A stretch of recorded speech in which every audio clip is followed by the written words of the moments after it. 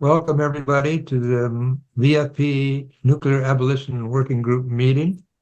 We're now meeting once a month on the fourth Fridays for almost 3 years. I think we were meeting twice a month. Decided that was a little bit busy. One of those meetings was devoted to guest speakers, and we had many wonderful guest speakers.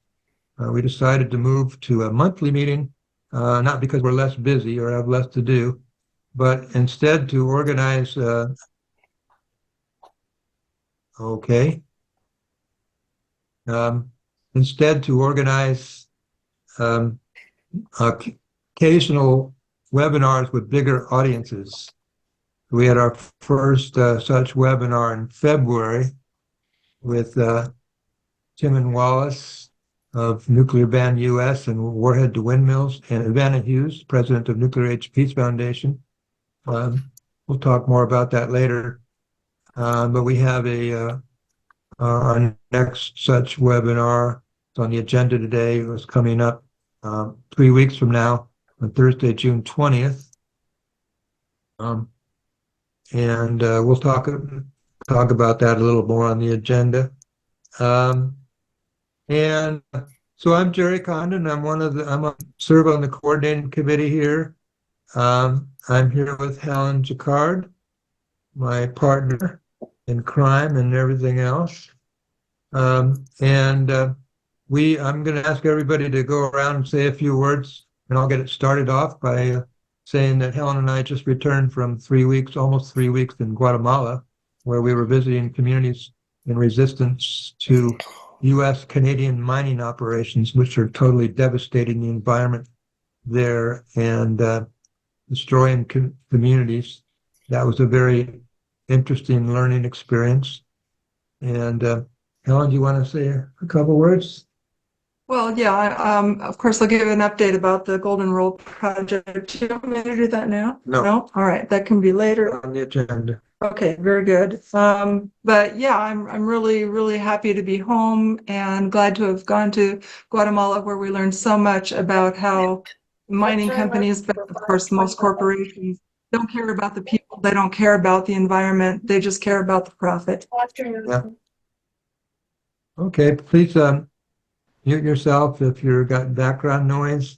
And then we'll just start with our coordinating committee members and go all the way around. And please tell us who you are, where you are, and what's going on in your neighborhood. Any significant updates or actions that you want us to know about at this time. We'll have an opportunity to do that updates later on in the meeting as well. Start with you, Jim Wolgamuth.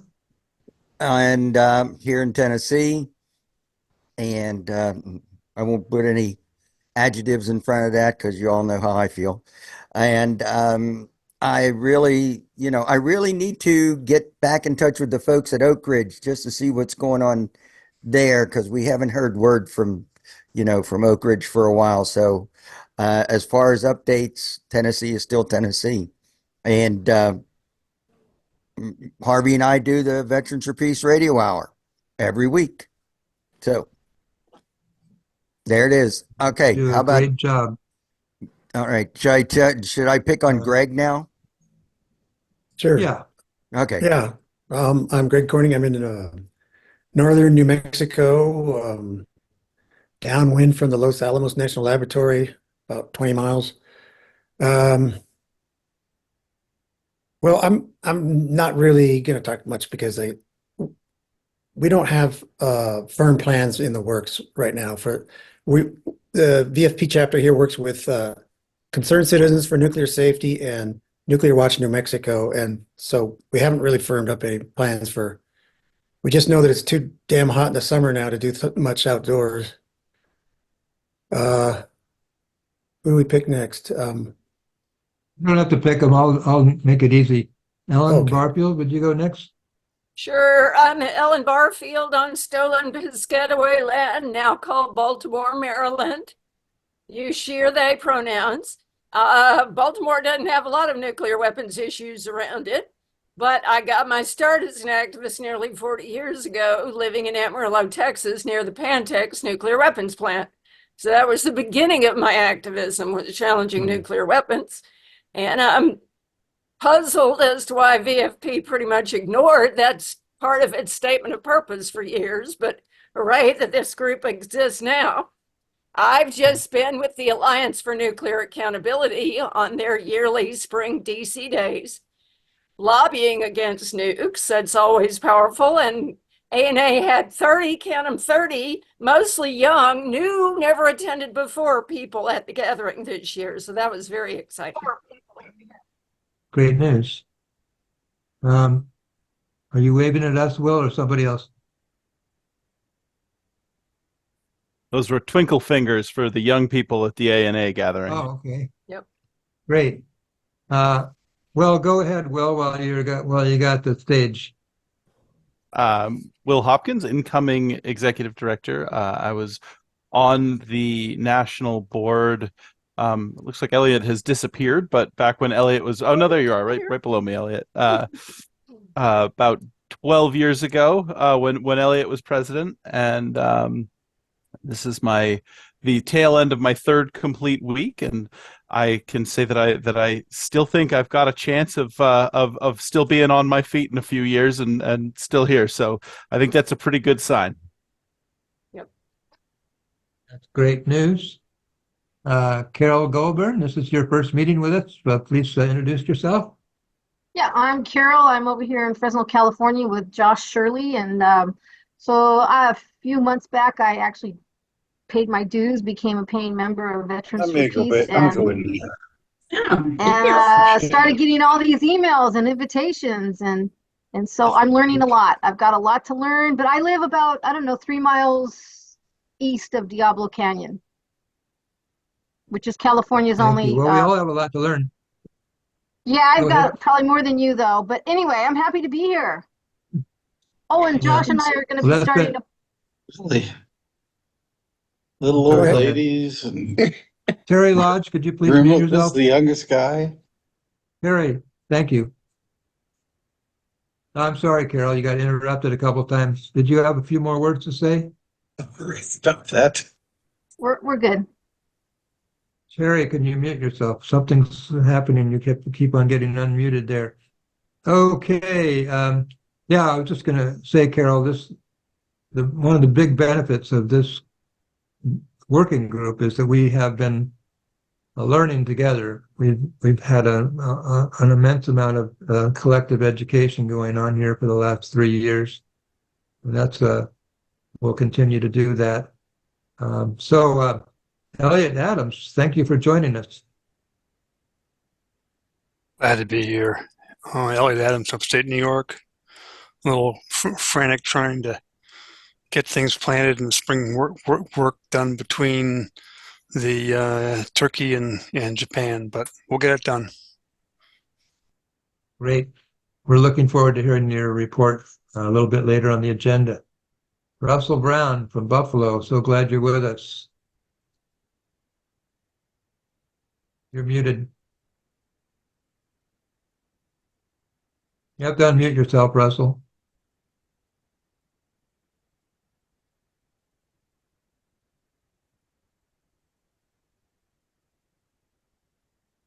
Should be lower left on your screen.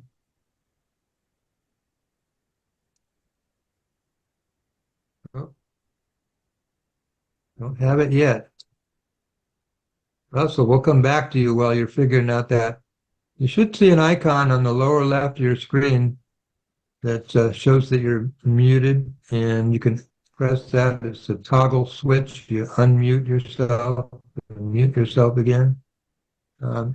But in the meantime, we'll go to Alice Slater.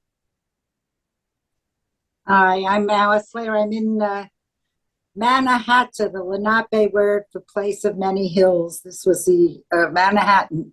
That's where we got our name from, the Lenape, which I learned in my old age. I never knew it. So anyway, I'm delighted to be here. I think the vets are doing fabulous work, and we certainly need a lot of good work right now. So thanks. Thank you.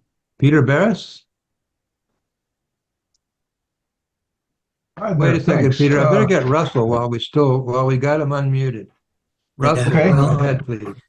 What I wanted to ask everybody, this is not a nuclear thing, but we're going to be doing an action at Northrop Grumman. If anybody has any information about Northrop Grumman, that send it our way. We'd really appreciate it. Could you hear me? Grumman, okay. Anyhow, Yeah, I heard you. Anything else, Russell? no, Okay, Peter. There is. Thanks. Uranium Weapons, Cluster Munitions, and Landmines Working Group. Today, Demasio Lopez, our fearless leader, was on the radio on the Kimball show with Mike Ketterer, who is an analytical chemist who spent the last 20 years at Los Alamos finding all the plutonium.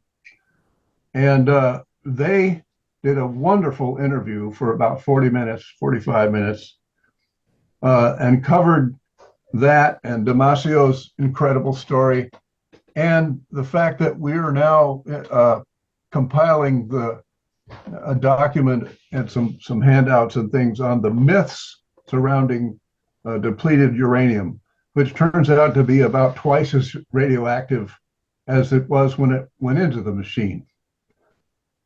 This has to do with the decay products when it starts decaying the minute it's manufactured. In 25 weeks, it's quite virulently radioactive. So I'll stop there, but we're very busy. We got a couple of chemists and we got Terry Lodge, and it's a hot time. So come and visit. Peter, got your do you have a hold on, just a quick question for Peter. Do you have a link to the show? A link to his interview? I do. I could put it in the chat. Thank you. I appreciate it. Give me a couple Great minutes. idea. I've got it. Sorry, and Gary. Peter, as usual, I'll ask for a report from your working group Well, later I in the kind of just agenda. gave it, but I'll see what If you I can have more. do. Okay. Well, then you won't need to. But it seems like you've changed the name of the working group because it used to be depleted uranium and now it's uranium weapons. Yes, we had quite a discussion on that for quite a time because we really dislike the term depleted. It's a deadly and misleading piece of terminology. So we wanted to lead with the word uranium because that's what it is and that's what it does. Okay. Terrific. And we Thank think you. it's being used on Gaza as well, which is going to be a horror show. It already is, but it's going to be a worse horror show. We'll come back to you later, Alice. I want to comment depleted uranium, but maybe we can put it on the uranium weapons. Okay, I'll keep it on the agenda. Rachel Clark.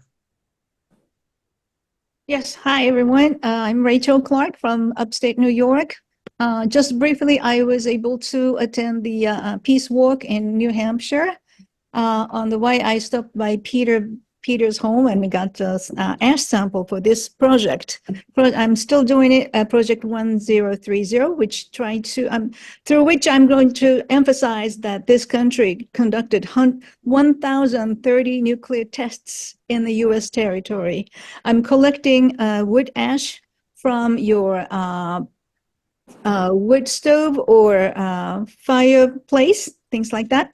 And I'm also collecting any wild mushroom samples, dried wild mushroom samples. If you have any in your neighborhood, please pick one and dry it and make it like a powder in the food processor.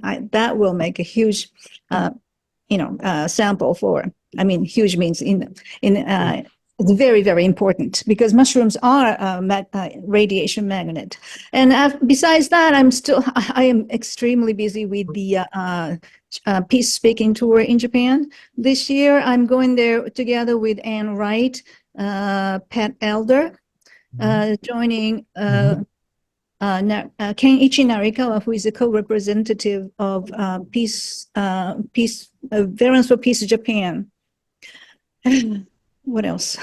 That's already up. Rachel, we'll give you a chance to expand on some of that a little bit later in the agenda. Okay. Thank you. Sure. James Brown, we can't see you, but there, feel free to chime in. Hi, I'm Of course, you're James Brown from Minnesota, southern Minnesota, chapter 27, Minneapolis. I'm about 80 miles south of them, but I'm pretty much alone down here in Mankato. There are very few Vets for Peace, but I try and cover all the bases with Vets for Peace. That's why I appreciate this Zoom, and I'm planning on gathering up wood chips or charcoal chips, and I'll look for the mushrooms. But yeah, I'm I'm kind of a loner down here, so that's why I like to plug in with the best of Vets for Peace chapters here. So thank you. Thank you. And we can hear you're from Minnesota. That's nice to hear. Minnesota. Susan Lamont, you're not from Minnesota, are you? No, I'm not. I'm from near you, Sonoma County, California. And I've been wanting to be involved in this group for ages, so I have, I'm trying to do it. Right. And you're with VFP 71 and also with the Peace and Justice Center Right, and the Green Party. and the Green Party. Great. And you're a very good organizer, so we're happy to have you with us. Alan Batten?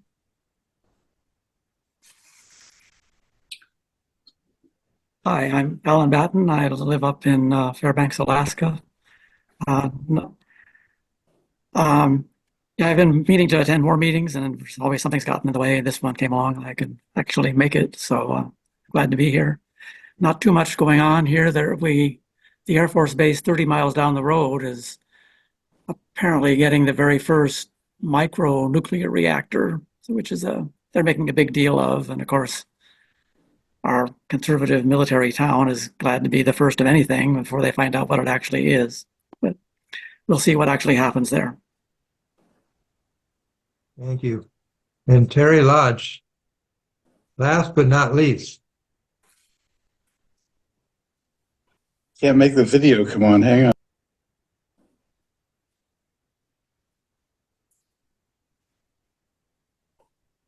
There you are. I'm in Toledo, Northwest Ohio.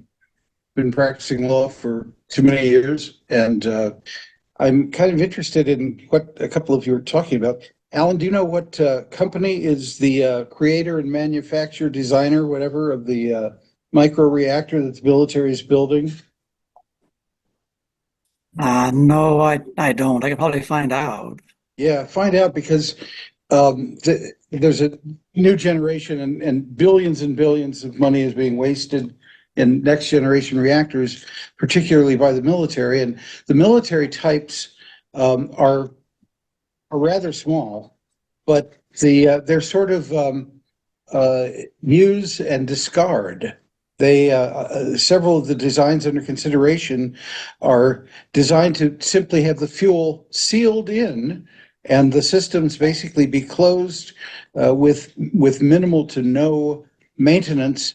And once you're done with it, you walk away. The idea is, it's no deposit, no return, but we're talking about nuclear reactors and generating nuclear waste with reactors. So it's kind of interesting, and the military, of course, is eager to see if they can do this, because their idea is to be able to set up short and medium duration bases in exotic,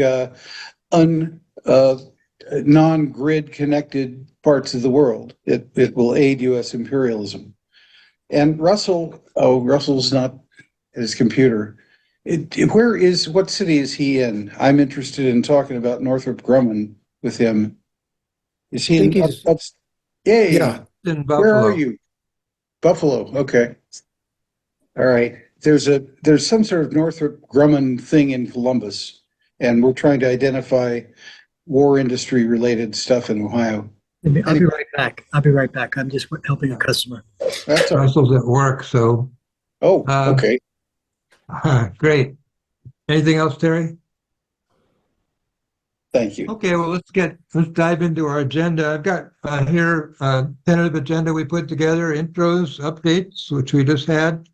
I'm going to give a brief report on our progress for our June 20th webinar and the ICANN Week of Action, which, by the way, has been moved from June to September. I'm going to ask Elliot Adams and Ellen Barfield to report on their upcoming travels to Elliot to Japan and South Korea, and Ellen to South Korea. I didn't see it either. Just picked it up. And please mute yourself if you have. There you go. Thanks, Russell.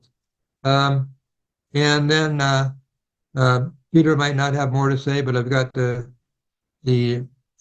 nuclear, what do you call it? Radiation weapons? Uranium weapons. Uranium weapons working group. If there's more to say there.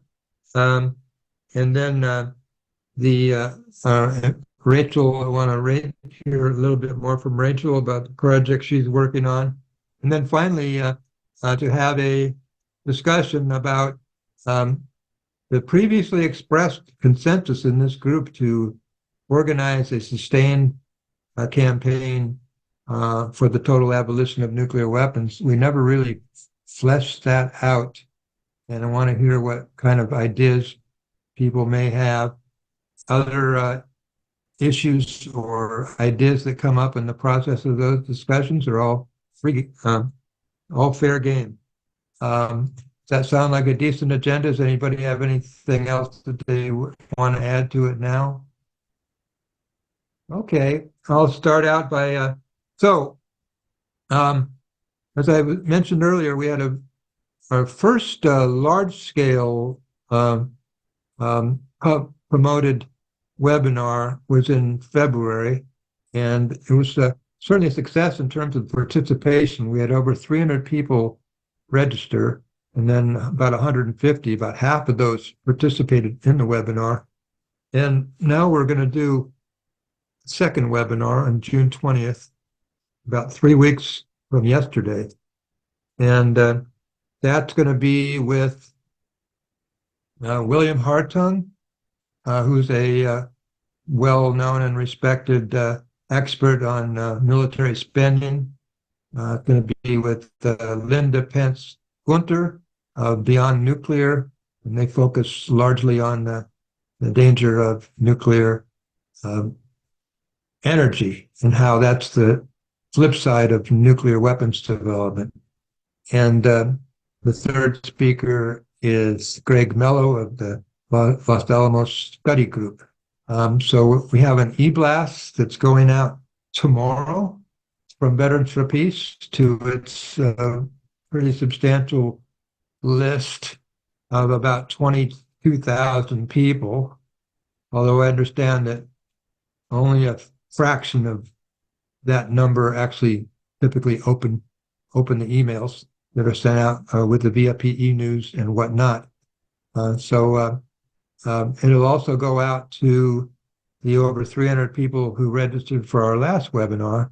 Then we're going to ask people to share it around wherever they can, promote it on the VFP listservs, promote it to other groups. We're going to ask Back from the Brink to also co-sponsor and share, as we did with their webinar, which is coming up next week, Wednesday the 29th. Is that a correct date? I think so. So we're co-sponsoring and promoting their webinar and expecting and hoping that they will do the same with ours. So that's all pretty much in motion. And Anthony Donovan, who's a member of this group and is unable to attend today, and a longtime experienced anti-nuke activist in New York City, will be facilitating that meeting. And I'm sure he'll do a great job. So any questions or comments in particular about that webinar? If they come up later, we can talk about it again. That webinar was going to be situated in the middle of the ICANN Week of Action, which is part of the reason we chose that date. ICANN, the International Campaign to Abolish Nuclear Weapons, which won the Nobel Peace Prize in, I think, 2017 for its advocacy for the Treaty on the Prohibition of Nuclear Weapons. They have called for a global week of action on nuclear spending, and particularly with the slogan "No money for nuclear weapons." And that they originally called for that to be June 17th to the 23rd. So our June 20th webinar is situated right smack in the middle of that. Well, we just discovered that they've changed the dates. They pushed it off to September.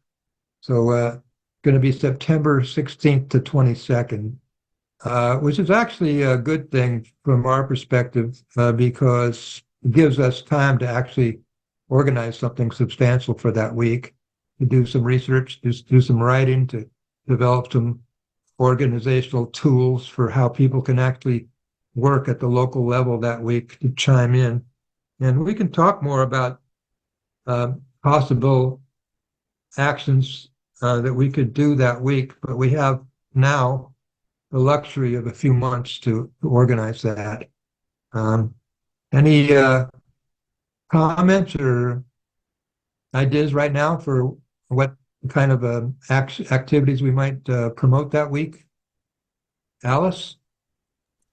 Yeah, I'm really set on figuring out how we get the information out to this country that the reason we're living under the nuclear threat is because there's so much misinformation about China's policy, about Russia's policy. I mean, there's so much lies in the Mickey map that, Ray McGovern talks about.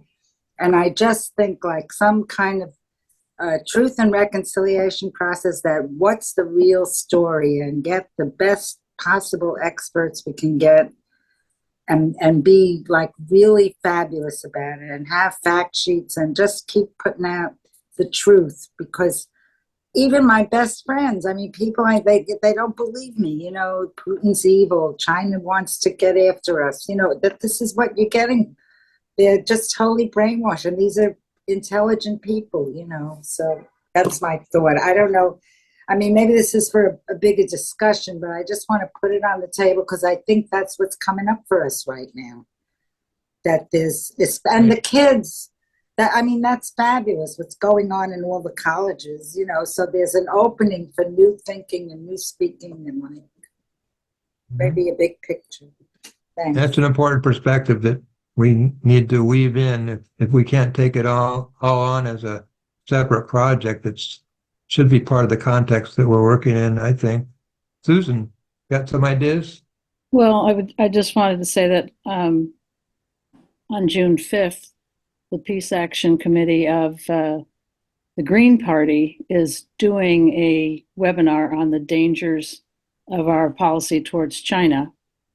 And though we have two Green Party members who are speaking, we have two people from Code Pink, and then we also have Mike Wong from Veterans for Peace will be speaking. So I think I sent that information out once to the list, but I can do that again. And the other thing I was going to say is here in Sonoma County, Stephen Zollman he's a member of the Green Party, but he's also a member of VFP, and he's on the board, I believe. Yes, he's on the board now. Yeah, and the town he's on the city council of Sebastopol here, and Sebastopol is a declared nuclear-free zone. And maybe we could press for cities to declare themselves nuclear-free zones, something like that. Just a suggestion. Yeah, thank you. That's a good idea. It's come up in other recent meetings too. The whole idea of reviving the nuclear-free zones. A lot of the places, the towns that declared themselves nuclear-free cities and towns in the 1980s. Now we visited some of them, and they don't even know that they did that. They don't even have that historical memory, and it's not up on the street signs anymore. Here it is. Here it's up on the street sign. Big entry to Anyway, every time you go into the city, you see it. Yeah. That might be a valuable part of our larger campaign we're talking about to abolish nuclear weapons. So let's revisit that later in the agenda. Okay, I'm going to move on now, and we can revisit anything on the agenda. So if you got more to say on it later, don't be shy. But right now, I'm going to ask Elliot Adams to give a report on his upcoming travels and specifically about a very interesting initiative that's coming from an organization in South Korea. Go ahead, Elliot. Yes, I think I'll stick with Japan, Ellen, and talk about Korea. The issue is a People's Tribunal in 2006 charging the U.S. with crimes for the A-bombs, specifically for the A-bombs. It's being done by Spark. Particularly for the dropping nuclear bombs on Hiroshima and Nagasaki, right?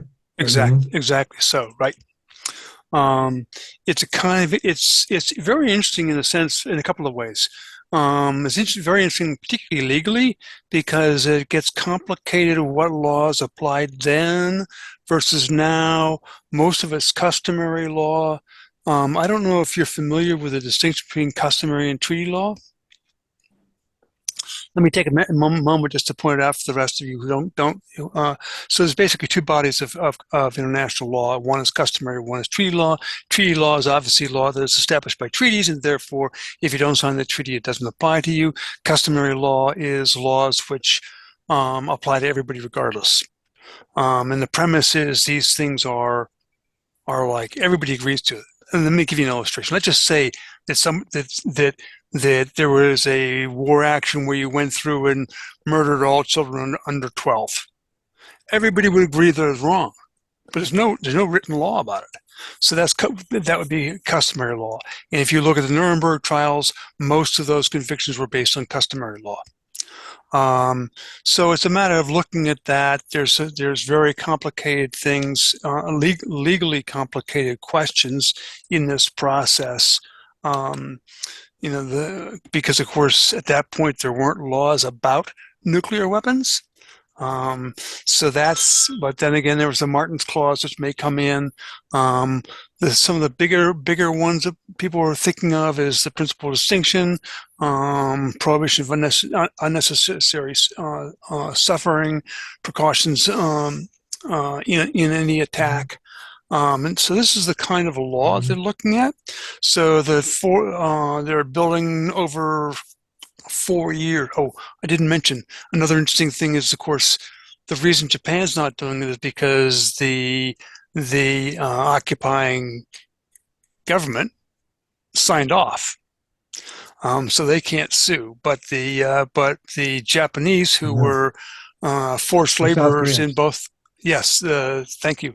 The South Koreans, the Koreans who were forced laborers in Nagasaki and Hiroshima still have the right to sue, presumably. Although So Elliot, just to be clear, this meeting in is it in Tokyo or Hiroshima? Hiroshima.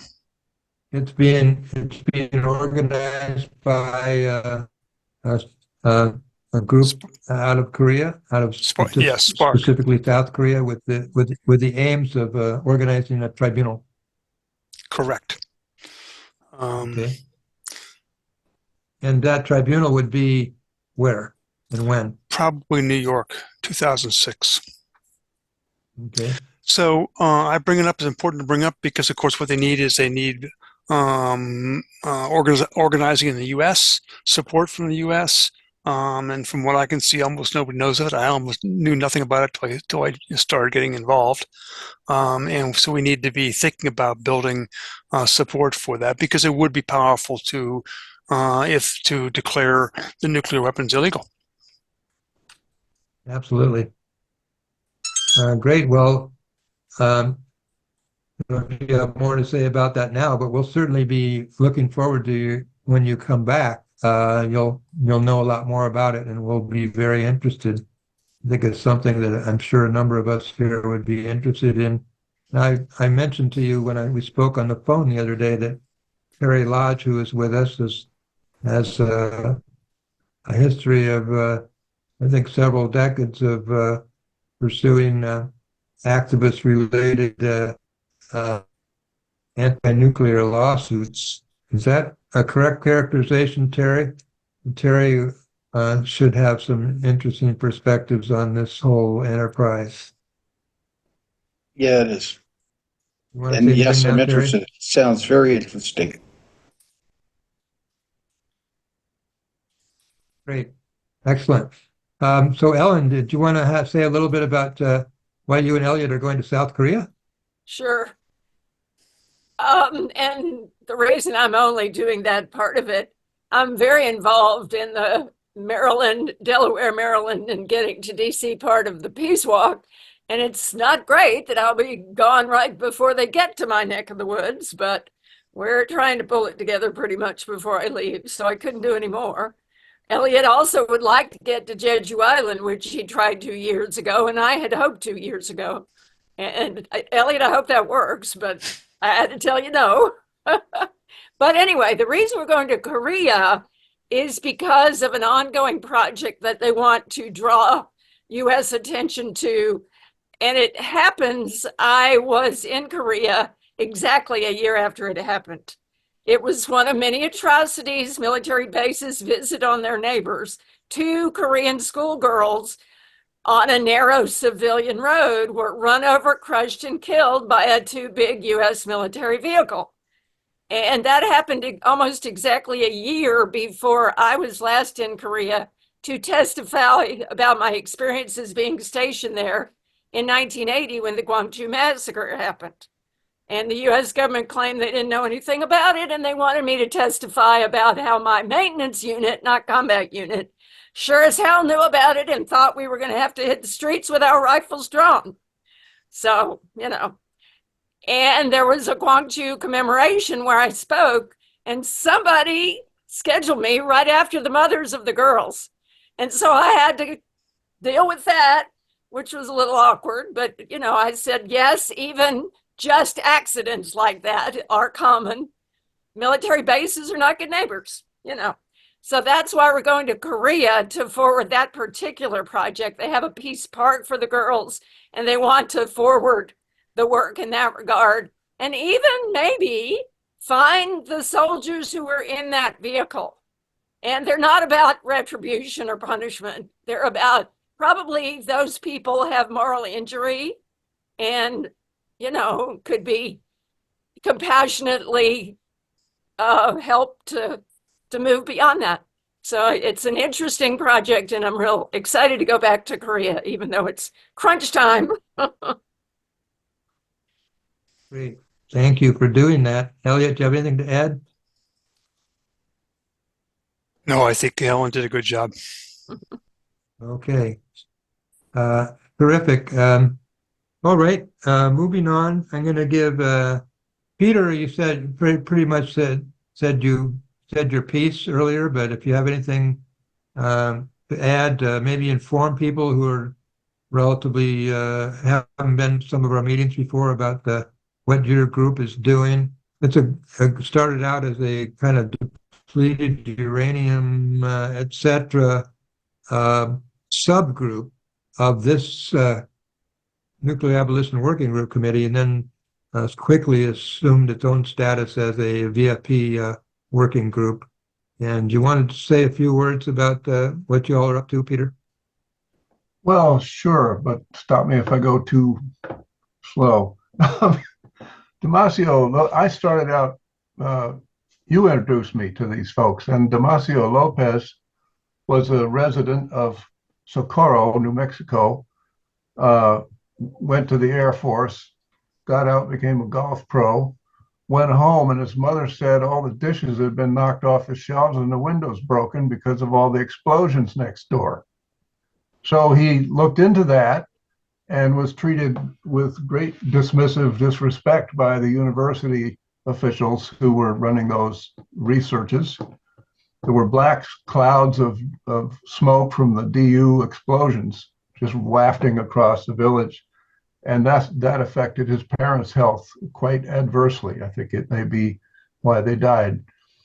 In any case, he then went back to college and got a degree and was part of a group that investigated the famous highway of death with equipment that could identify the signature of DU, and found that it was not only as radioactive as it was expected to be with DU, but far more than that.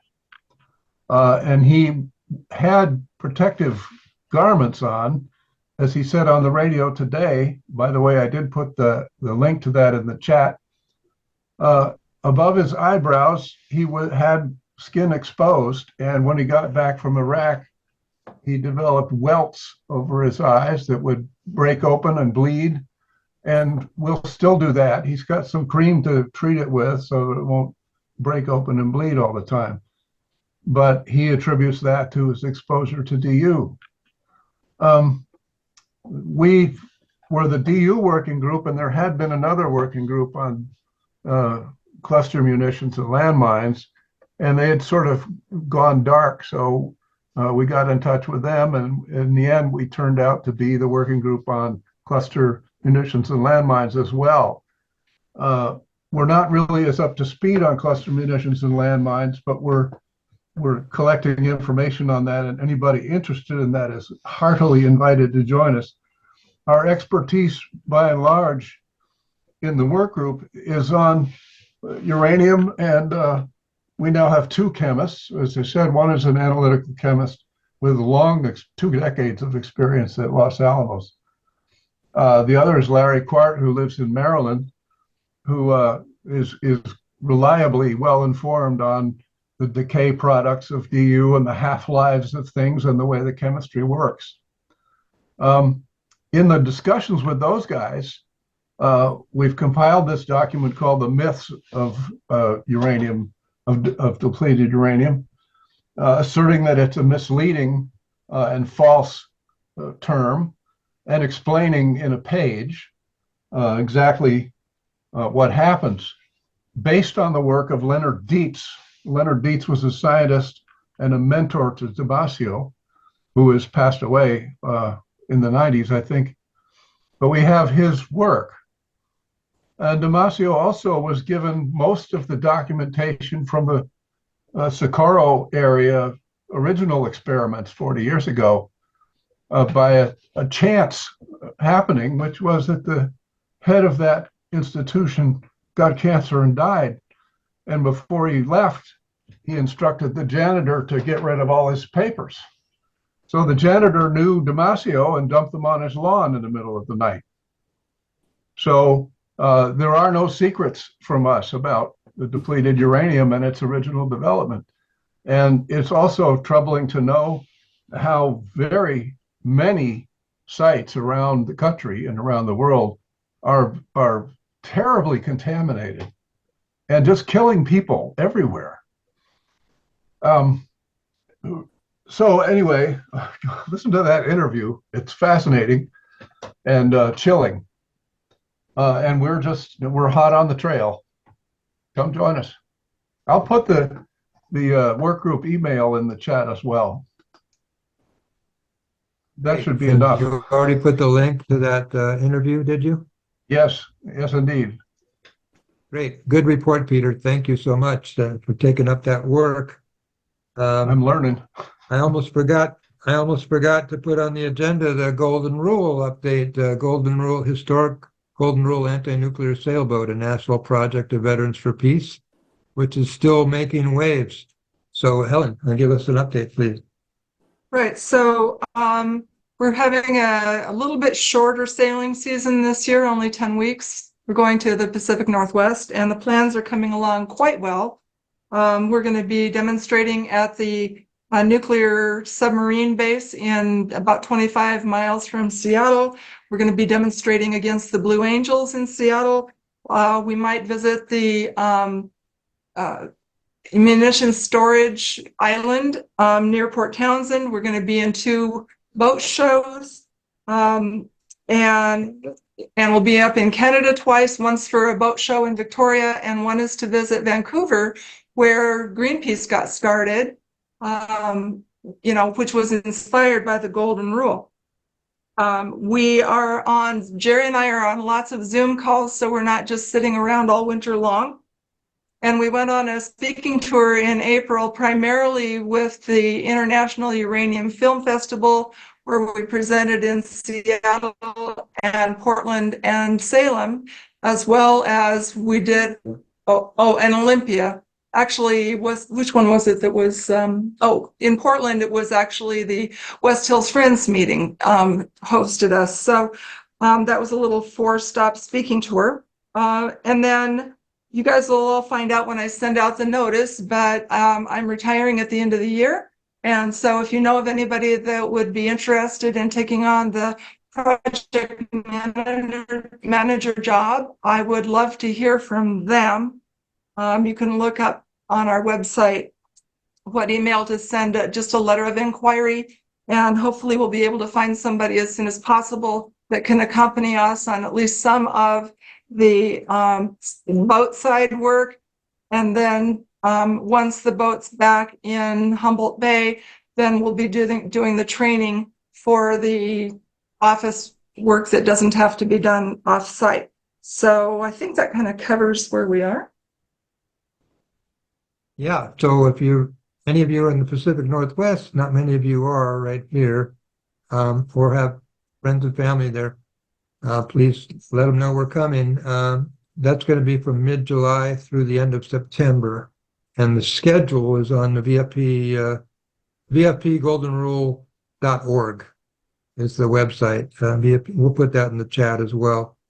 I would only mention that after having sailed to Hawaii and back, and of course COVID stopped us from sailing to the Marshall Islands, Guam, Okinawa, and Japan as we had planned, and having done a kind of epic 13-month voyage around the eastern U.S., as well as Havana and Toronto.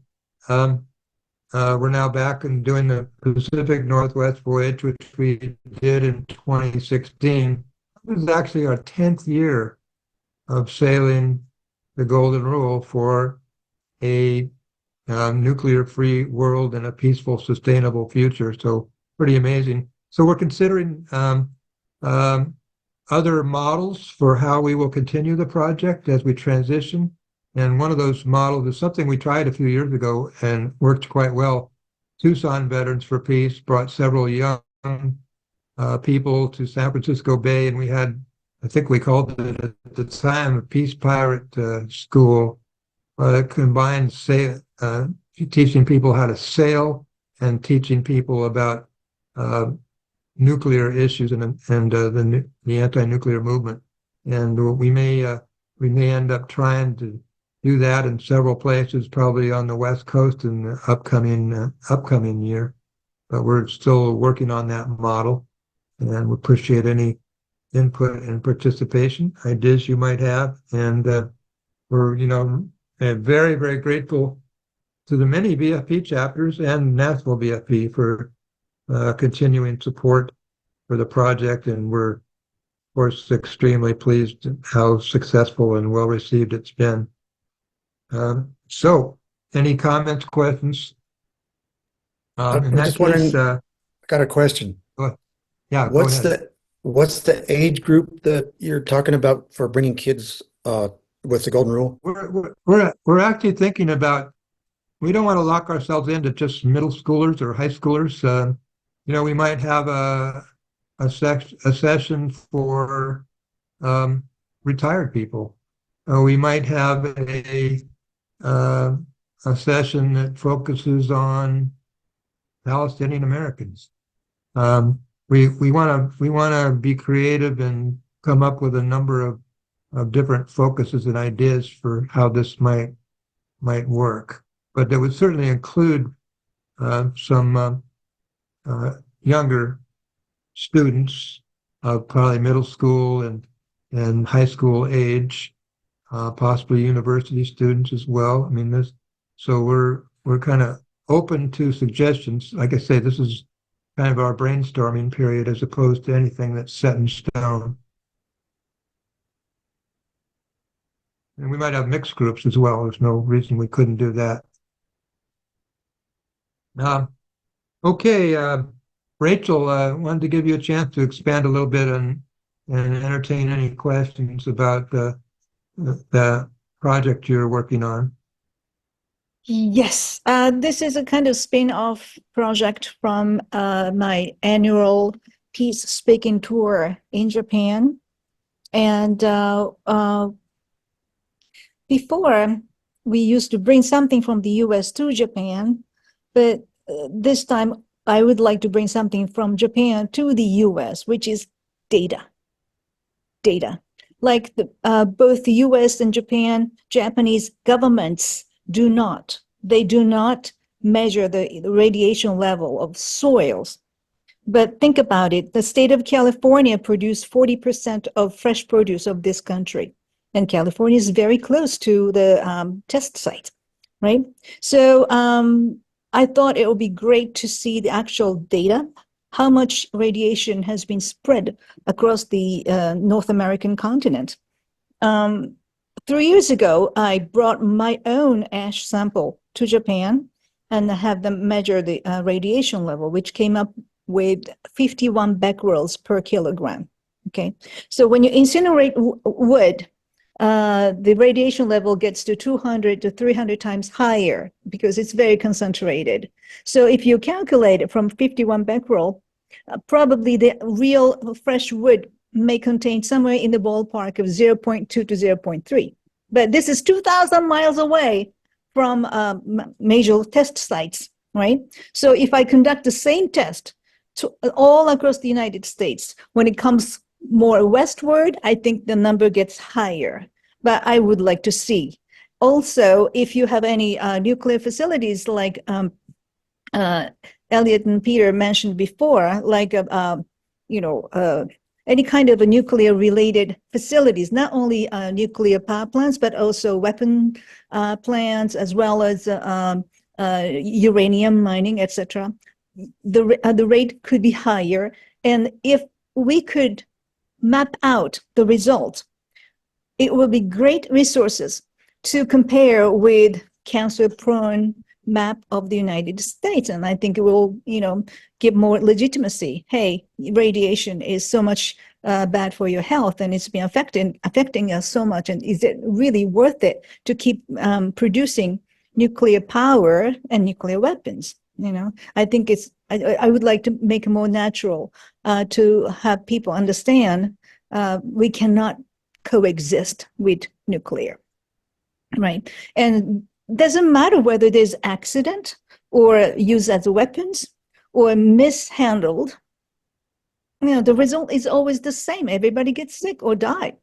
And even without any of those kinds, indigenous people in their Holy Land, we keep producing uranium mining or bringing back the very poor waste management.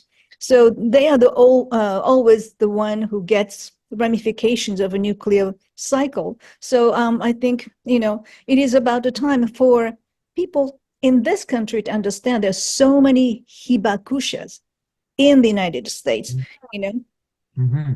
So that's why 1030. So Rachel, so specifically, that's why 1030, explain Yeah. please. 1,030 times nuclear tests conducted in the U.S. territory. All right. Okay. Yeah. And specifically, you're asking people to send wood ash samples from their area.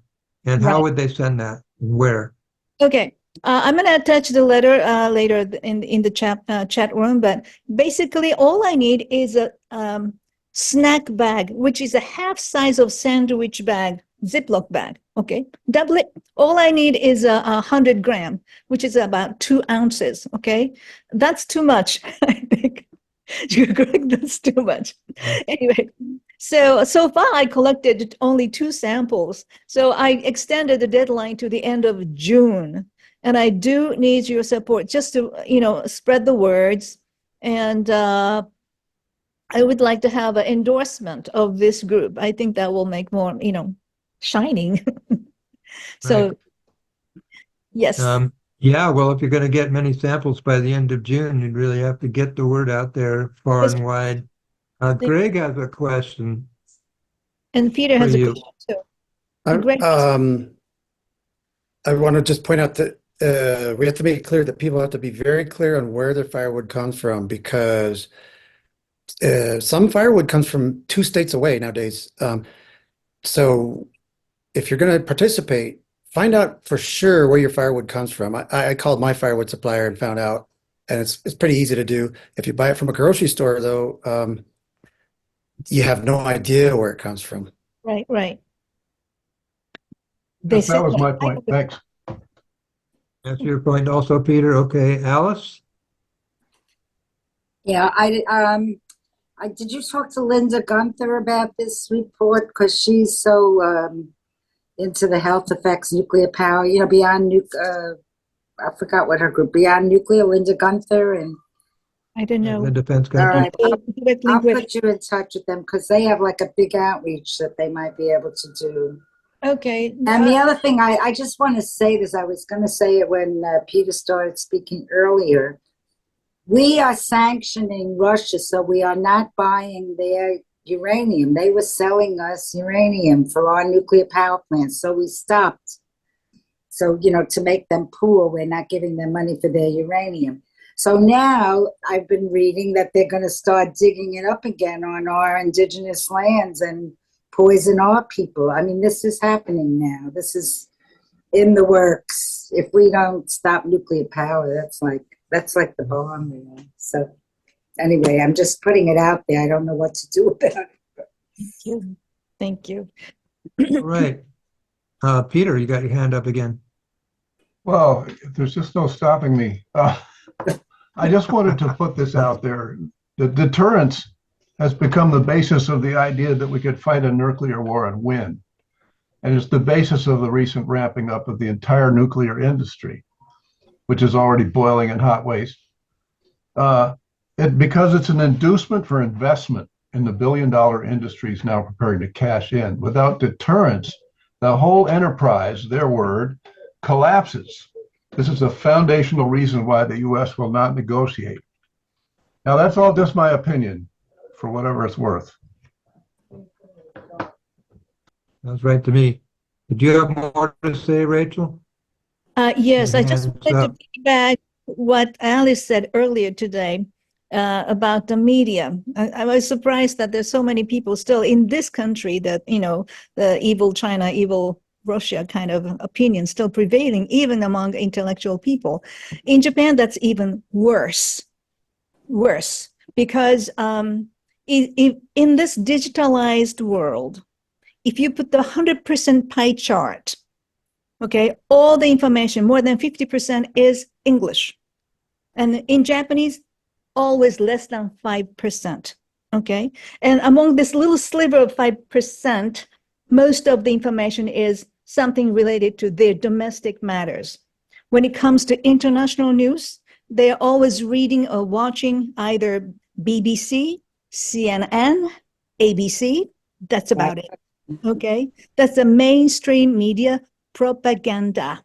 So even the very left and the progressive people, like activists and political parties, they go in front of Russian embassy twice a week, asking for, get out of Ukraine. Okay, so they're basically helping what the Liberal Democratic Party. So please understand how difficult it is to bring this kind of subject to Japan and to talk about it. And thank you. Just I wanted to mention that. Great. Well, there's a lot of great information being shared here. We are a little over an hour so far, and which means it's already 7 p.m. on the East Coast on a beginning of the 3-day weekend. So don't want to extend this too much further, but except to have a few words about our expressed desire to design and implement a sustained campaign for nuclear abolition and we haven't really had a chance to sit down and brainstorm about what such a campaign would look like. I'm glad that Susan added the element of nuclear-free zones, because that's something, VFB is not a huge organization, but on the other hand, we're just about everywhere. So I could imagine a VFP-initiated campaign around nuclear-free zones. It could be interesting. But I want to give people a chance, if they have got the energy and inspiration right now, to chime in with some initial thinking about what a VFP campaign to abolish nuclear weapons might look like. And if I don't see a whole bunch of hands, we'll kind of organize a good discussion about that for the next meeting. Ella? Did you call me? Yes, you had your hand up? I just want to say that I think we have to talk about abolition all new ways. I mean, we got the ban treaty, nothing happened. Obama's spending $1 trillion in the middle of negotiating this Nobel Prize winning treaty. I think we have to start talking to Americans. What are the blocks to nuclear abolition? And we have to go chapter and verse and get the information out past this media, nonsense, but that's brainwashing everybody about all the opportunities that the U.S. has rejected. That, the pogo thing, we met the enemy and he is us. People have to understand that. We have to, I don't know that I'm sounding like one note person, but I just think that's we need a new conversation in America, because we are the bad guys. We're the perpetrators. We're the empire. We're organizing the whole world to bomb and hate. So we have to stop it here. And we're in a moment with these kids. I mean, we should be thinking about how we plug into that, because, Yes. abolition is genocide too. Nuclear war is genocide, no kind of genocide anywhere. Yeah, I mean, several Israeli politicians actually called for dropping a nuclear bomb on Gaza. Well, they have done the equivalent of that without using a nuclear bomb. So those are I'm certainly as a Jewish person, I'm terrified of that Samson option, that they are so nuts right now, Israelis. I can't believe it, that they could literally say, the hell with you, we're dropping the bomb. I mean, they have the bomb. We gave it to them. We didn't make them join the NPT. I mean, the U.S., they were our guard dog in the Middle East. It's not because America loves Israel, I mean, anyway. Right. It's frightening. Carol, Do we have a budget? no. At this point, we do not have a budget. We don't have any money specifically for this working group. How would you spend our money if we had it? Oh, I don't know, like a university speaking tour, maybe celebrity talk shows. But yeah. Well, those are some good ideas. Would you want to take out advertising? If we come up with some good ideas that require money, then we'll go out and raise get the money. I have a button making machine. If somebody, I know buttons sound silly, but if we all had a button that said, ask me about, that would be a way, like you said, to get to talk, people getting to talk to us. And I would be more than happy to make the buttons and get them out to you. If somebody wants to design a button. Like, ask me about nuclear weapons and why they suck or something. I don't know. It's a good way to start. Conversation starter, you can wear it out. Like Peace Fresno, we're working on a button to get people to ask us about Palestine. Wear it to the grocery store, wear it to church, wear it wherever you go, just wear it. Let people see it, and if they ask you, you get a conversation going.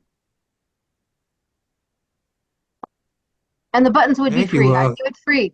I'm free. That's a good offer, and we'll consider it for sure. How do you say your last name, Carol? It's like boy, goy, burn. Coyburn. Mhm. Okay, gotcha. Yep. And the irrepressible Peter Barrett has got his hand up again. Just a couple of points on this. Energy and weapons can't be separated. They're a major part of the economy. It's like trying to live without Google or plastic. So just knowing what you're up against, if you want to get rid of nukes, you're going to have to get rid of nuclear power as well. Yeah. It's the evil And one twin. of our guest speakers on June 20th, Linda Pence Gunter, is very expert and articulate about just that, Peter.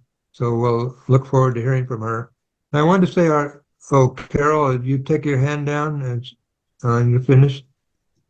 Okay.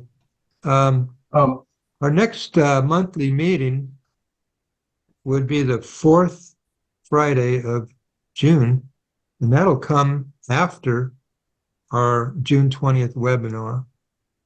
So we'll be encouraging everybody here not only to participate in that webinar, but to help promote it. But I have a question in terms of developing, having a really good brainstorming session about developing a VAP nuclear abolition campaign. Perhaps this fact that we've gone to a monthly meeting instead of the bi-weekly is kind of slowing down our thinking and development of that idea. At one point, we talked about having a special brainstorming meeting just for that. Would people be interested in having a special meeting to focus on organizing such a campaign between now and the end of June? Greg? Yes. You just want us to raise our hands, right?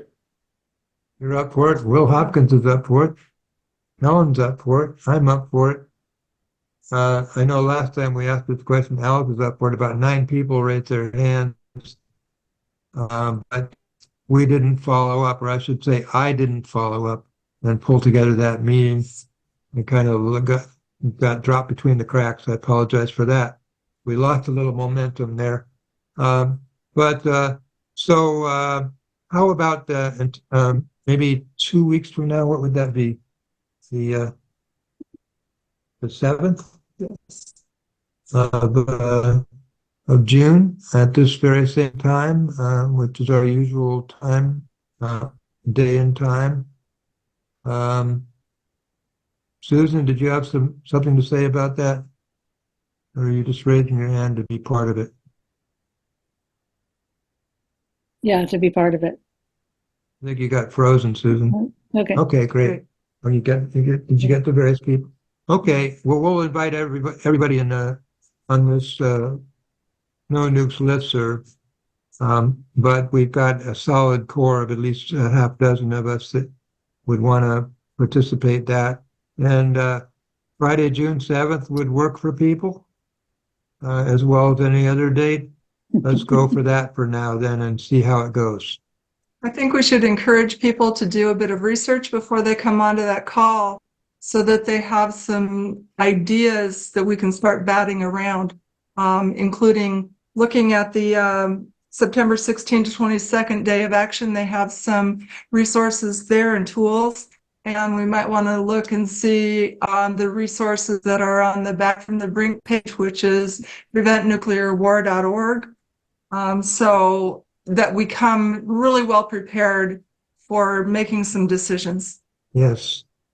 It's very significant that the student protests against the genocide in Gaza are calling on the universities not only to divest from Israel, but to divest from U.S. weapons manufacturers in many cases. And we could make that even more specific in terms of companies that are profiting off the development of nuclear weapons. Of course, that is the focus for the week of action in September anyway. Will? So I just wanted to say the meeting that you're talking about, the question of how does a group of 15 people with an average age of 74 and no money abolish nuclear weapons? And that the answer there, I think, is no. But I'm very interested in the question, like, how do we use a network of veterans, American veterans, to make a meaningful contribution to a growing global movement that's being led outside of the U.S. to abolish nuclear weapons? You know, how do we raise some voices there, and what? And I'd love to explore that question. And so I just wanted to like refocus the thought a little bit there. Thank you. That's a good perspective. I don't think any of us thought we were going to do it on our own. But yes, it's an international movement that we have a role to play, and especially as Veterans for Peace, we have a role to play as U.S. veterans. So thank you for that. And it sounds like you'll maybe want to join us in 2 weeks, Will, to participate in that probably discussion. would if I can squeeze it in. Thank you. It'll get tighter and tighter for you, I'm sure. Last words, Alice and Susan? Alice took her hand down. You're muted, Alice. I volunteer before our next meeting to make a list of all the treaty offers that we've walked out of and rejected from China and Russia as part of the new conversation. I mean, if you will agree that that should be part of it, but at least I want to make a complete list. You know, starting with like Reagan turned Gorbachev down, wanted to give up nuclear weapons, and Reagan said, great idea, and Gorbachev said, no Star Wars, and Reagan said, I can't promise no Star Wars, so that was the end of it, you know. Right. Well, as you know, Alice, some of that list exists thanks to you in the I don't remember. VFP Nuclear Posture Review. Will, is your hand still up, or just did you have something more to say? Okay, Susan, you might get the last word here. Okay, two things. I want to say that when you're talking about everybody being over 74, I was tabling at local junior college for Veterans for Peace, and a young college student came up to me and said, you know, when I want people to believe me, I turn to Veterans for Peace for my information and my statements, because they're credible and they're more likely to be credible with other people. So that was a wonderful thing to hear. And then I just have a quick question for Rachel. Your number 1030, is that continental North America, or does it include all the territories? All the territories, including Marshall Islands. Right. Okay, that's what I was assuming, but I wasn't sure. The real number is actually 1032, but those two are Hiroshima and Nagasaki. Oh, yeah. Okay. Obviously.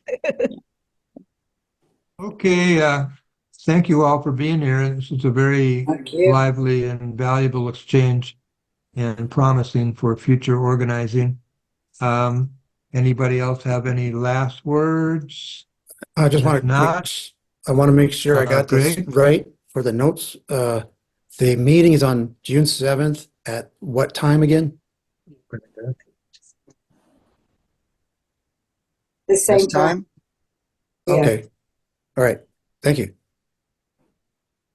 Okay, Friday, June 7th, same time, same place, unless somebody has a better idea.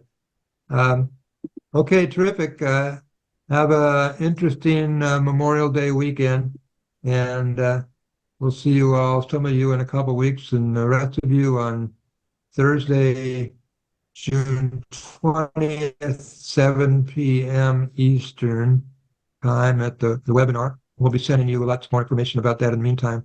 And then, of course, some of us will be meeting 2 weeks from today to further develop our organizing. Thank you very much. Thank you. Keep on waging peace. Happy travels to Elliot and Ellen.